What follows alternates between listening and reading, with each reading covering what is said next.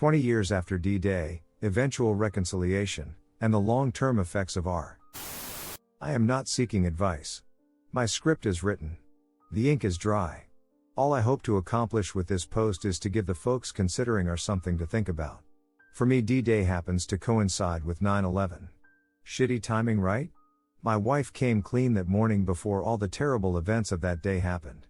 We were so wrapped up in our own personal trauma we didn't even know what was happening in the world outside until late in the day. I did not see it coming. I had no idea. We'd had rough patches. We'd fought like two sworn enemies at times. We got past all of that somehow and were in a pretty good place when she told me. As most of you know, it felt like my heart was physically ripped from my body. She did not tell me out of any sense of shame or regret. She says she did, but I believe the reason was she thought she had a STD and was afraid I did too at that point. We didn't. I loved her. God knows I loved her without condition or reservation. I trusted her completely. That morning I woke up feeling lucky. That night I felt nothing. I was dead inside. I did not ask her to leave the house. I did not share her bed. I ignored her completely. I said not a word for. I don't even remember how long. We each lived alone together in a haunted house. She cried. She tried to talk. After shock came anger, hatred, just the worst kind of venom to poison my soul. I wanted her dead. I dreamed of it. She had not tears enough for what she had done to me. I realized later I was following the stages of grief check by check. I felt so worthless. Unloved. Even my wife chose someone else over me. I entertained thoughts of suicide. I actually planned my disappearance where I would just vanish in such a way as to be presumed dead and start over again as someone else, somewhere else. Planning for this was actually pretty far along and ended up being a distracting mental exercise. In time I got past all this and found some way to talk to her and interact with her again. Eventually we reconciled. It has been 20 years. I am certain she never cheated again. She has done all she could to be the best wife she could be. But I'm not okay. It's bad luck that D-Day occurred on such a memorable day. It means I'll never forget it. It never gets lost in the obscurity of the 300 some odd unremarkable days of every year. I still remember clearly how it felt. I still have the mind movies. The beautiful, special and unconditional love I had for her died that day. I've never gotten it back. What we have now is a shell of what it once was. The choices we both made, her for cheating, me for staying, are still between us years later. Our relationship is good where it was once great. Polite where it was once loving. It's stained. Tainted. 20 years of memories has not washed that away. Sometimes I still break down and cry like a child for what was lost. I never speak to her about this. Never will. She has done all she could to make amends. I accepted her back. It would be terribly unfair to her to continually punish her for sins I've told her I've forgiven. I have forgiven her. That did not put my broken heart back together. Reconciliation is possible. But you will never get back to where you were. It will always be there. You will never forget what they did to you. You will never forget how you felt that day. Every time you look into your spouse's eyes you will remember. If you choose to reconcile with your WS, I hope yours will be a success story. But I think you will find that even your success will not be all you hope. Maybe a clean break would have been better. Redditor's reactions story 2 after. Redditor 1, this should be required reading for anyone who comes here asking if or is possible. Your story is sad, but unfortunately, too realistic. When a WS cheats, it destroys part of the BS. It destroys the trust of the marriage. It introduces poison into the relationship. It is possible to R, but as you found out, it takes a lot of work, and the relationship is never the same. The magic is gone. The WS is no longer the person that the BS married. It is a mistake to think the old relationship can be resurrected. It can't. It's dead, murdered by the infidelity. The best you can do in R is to establish a new relationship, and even that will be emotionally difficult. Redditor 2, mine cheated on me very early in our relationship. She didn't tell me until right before we got married. I chose to forgive and married her anyway. It bothered me terribly for a very long time. It took more than 20 years for me to get to the point where I rarely thought about it. I did tell her how it still bothered me, more than once, but that only made things worse for us. MC didn't help much either. Finally I reached a point where I felt safe again. After all this time, 28 years of her being faithful, surely I could trust her. Nope. 6 months ago I discovered she has been having an affair for almost a year. Once a cheater, always a cheater and all that. There is no starting over for us this time. I salute your conviction and solidarity, bother. I know what you've been through and how hard it's been. I certainly hope you don't suffer my fate. Redditor follow up, Jesus. I'm so sorry. This is my biggest fear. When you found out about this most recent affair, did it make you feel like you wasted the last 20 years in reconciliation? I really want to successfully reconcile with my WH, and he is doing everything right, but I'm terrified that in the future when I'm comfortable and confident that we are reconciled that I'll find out about another affair and regret not leaving the first time, you know? Redditor 3, thank you. This has reaffirmed that I have made the right decision with moving on with my life. Redditor follow up, sometimes I wonder what if he actually changed, what if I was actually meant to guide him through life? Would I be stupid enough to test it? Sometimes, I think so. Posts like this help. Thank you. Up. Story 2, Karma came for supper, stayed for dessert. So I don't think I've ever made a post on this forum, mostly tossed my own 2 cents here and there, but I felt this deserved its own post. Feel free to keep reading if you want to hear my story and if you've ever wondered if karma is a thing and if our cheating spouses actually ever change. So as a quick little background, my 43M, spouse 38F had an affair 6 years ago with the husband of my, at the time, co-worker. We had all become close friends and partied a lot together. The discovery of the affair and my WS realization that her AP wasn't going to leave his wife threw her into a spiral. Ran away from our home, left me grief-stricken, with 2 kids 7 and 4 at the time and no way to contact her. Well, a week later she calls me at 5 a.m. crying and begging me to come get her. I do. I had gone on stress leave from work at this time. I end up at a seedy motel picking her up where she had holed up for the week, sleeping with every drug dealer she knew to feed her cocaine habit. This was a new issue. She was a mess. I get her home and call my friend who is a nurse to come and check on her.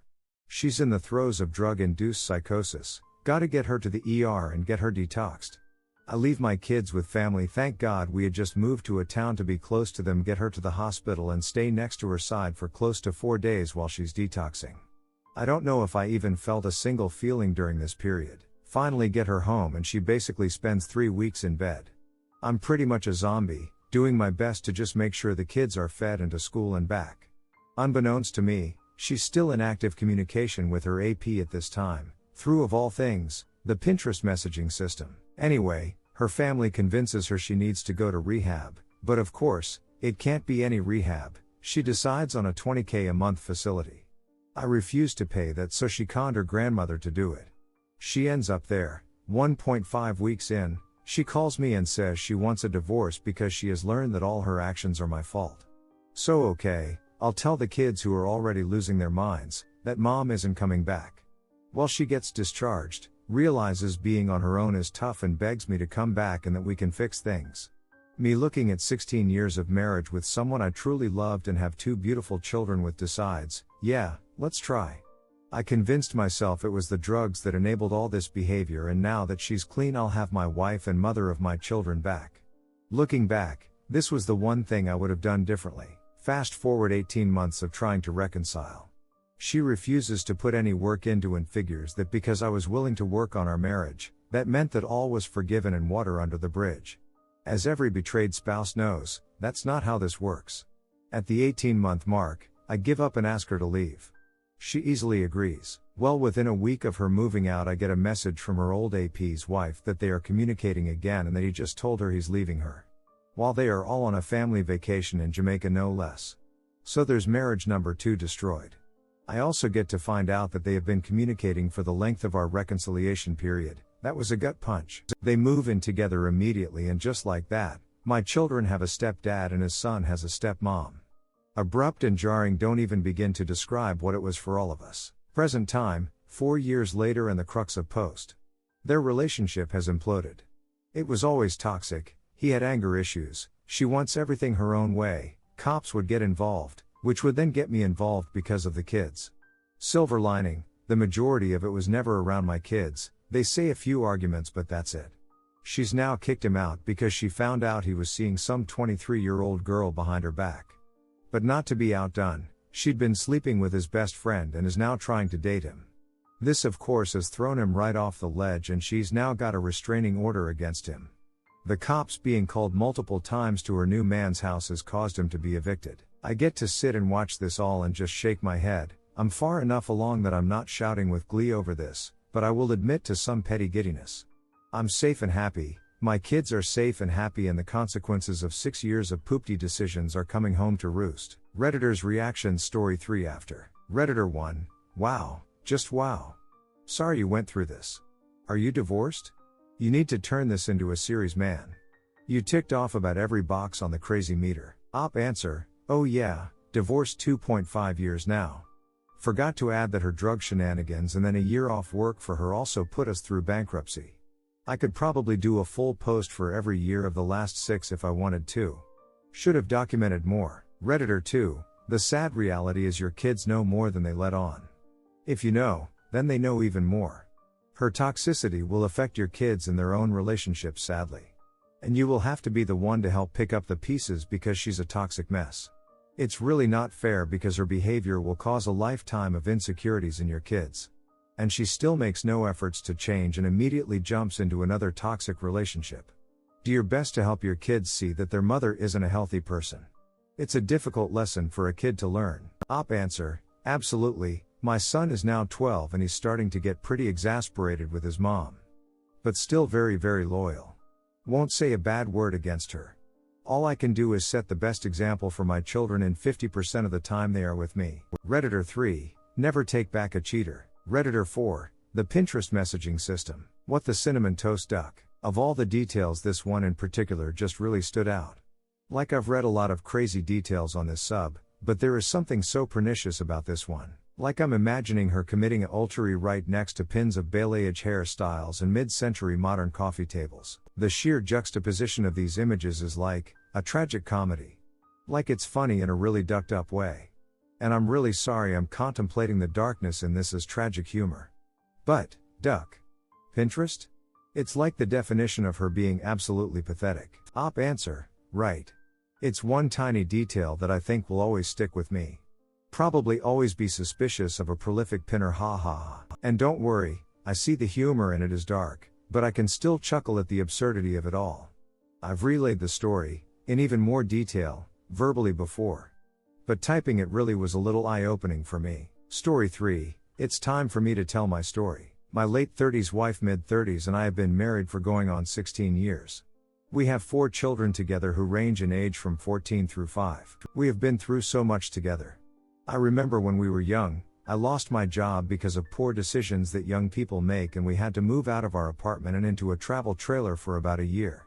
I remember going to the grocery store with the last few dollars to my name, just hoping we would be able to get a pack of hot dogs and a loaf of bread so we could eat that night.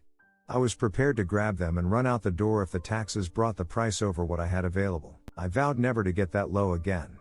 I always felt blessed that my wife stuck with me through that. Fast forward to today and I have a successful career, make 6 figures, and we have a big beautiful house in a nice suburb. My wife hadn't worked in years, but we had talked and decided it would be good if she got a part-time job.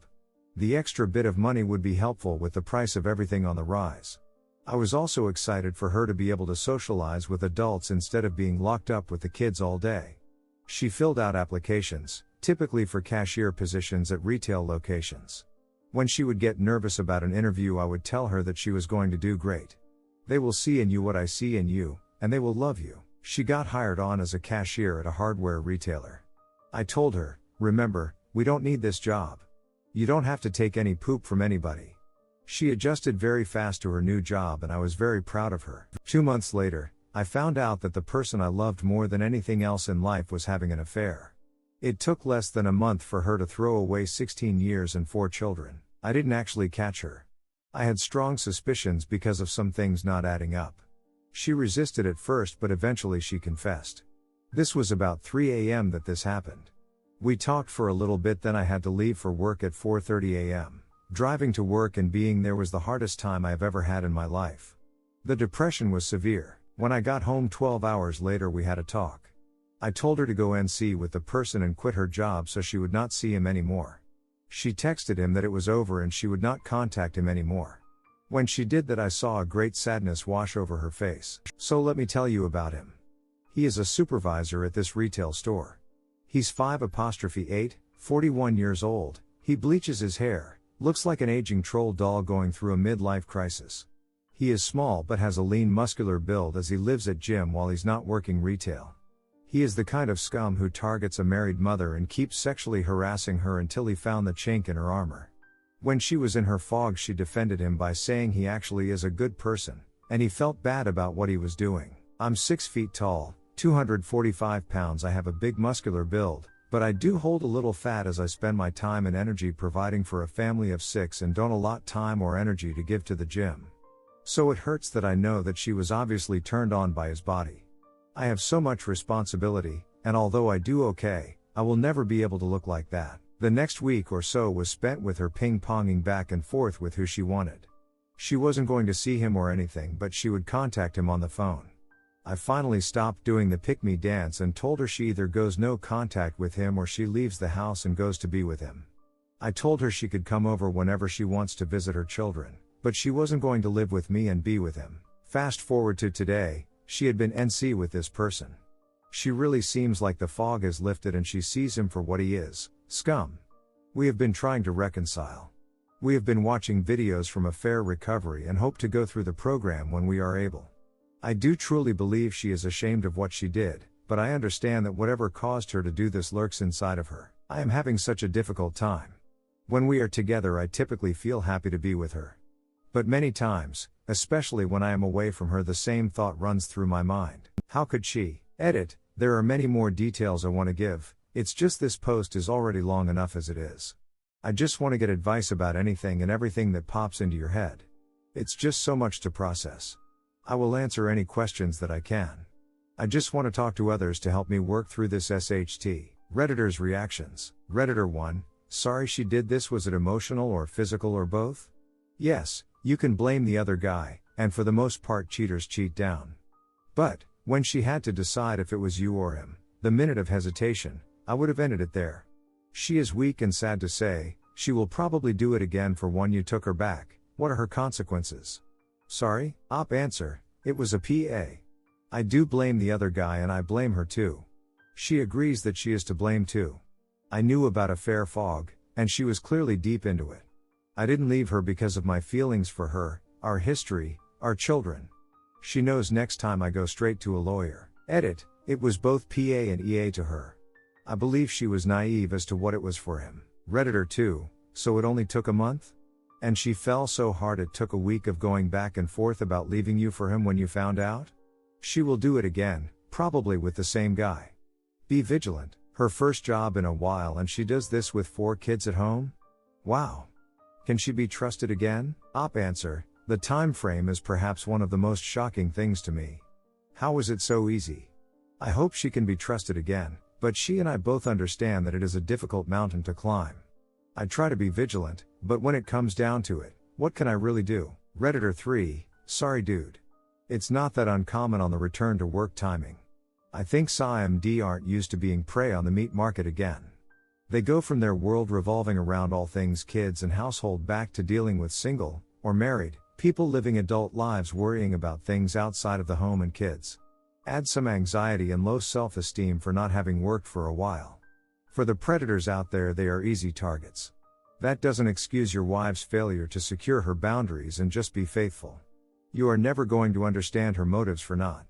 They will be illogical and fantasical. Fantasy really is the biggest factor. It's not what you failed to provide or even how exceptional the AP is. Your wife created a fantasy world in her mind between her and AP. That fantasy made her feel more special and alive. Feed her ego kibbles. She'll need some serious IC to work out why that made sense to her. The bad, it happened so fast. She didn't confess willingly. You are the sensible choice as you come with the kids, house, history, income. Yet she didn't make a clean break. This is the real issue I see you struggling with in the years ahead. Would she have stayed if you didn't outclass him in all things beside being a gym rat with time to spare? What happens if someone else new and sparkly but better than AP makes a play for her? Those doubts never fully go away for a BS post-A. Even with someone new, the AP will likely make another play for her. Your WW might reach out in moments of doubt. You should make it clear to her that her first action if AP contacts her should be to notify you. Any violation of the NC on her part will be a sign that she's not worthy of our. Best advice I've heard is from Stan Tankin. The couples that come out the other side are the ones where the BS holds their wayward feet to the fire. You took a big step forward on this with you me or him demand. You probably should take it one step further and get legal advice on what D looks for you. You want R to succeed, but you won't know if your WW is a candidate for R for years. You really won't know if you yourself is capable for years. You are in the stunned phase. Just wait till angry gets his time front and center. I would suggest that you detach a bit from the outcome. Be prepared to risk D, rather tolerate a false, or make sure you position yourself for that possibility. Don't be afraid to set yourself check-in points like 6 months from now to see where you and your WW are before making a decision. You have to be prepared to continue holding her accountable and expecting better behavior from her. Don't settle for less than all in from her. She doesn't have to be prefect, but she sure as hell better be chasing you, not anyone or anything else. Your family will be better off with you divorced than a half-assed attempt at R. I wish you and your family luck in the coming months and years. None of you but your WW deserve what has happened. Op answer, thank you so much. Your words speak true to my heart. It is my fear, and I've told her too, that I fear that the reason she chose me is because I'm the smart choice. Also, you referring to him as a predator is the same word I used. Yes, it was absolutely predatory. She really believed he cared. She was nothing more than a trophy for his weak ego. This is not me letting her off the hook. What she did was F it up.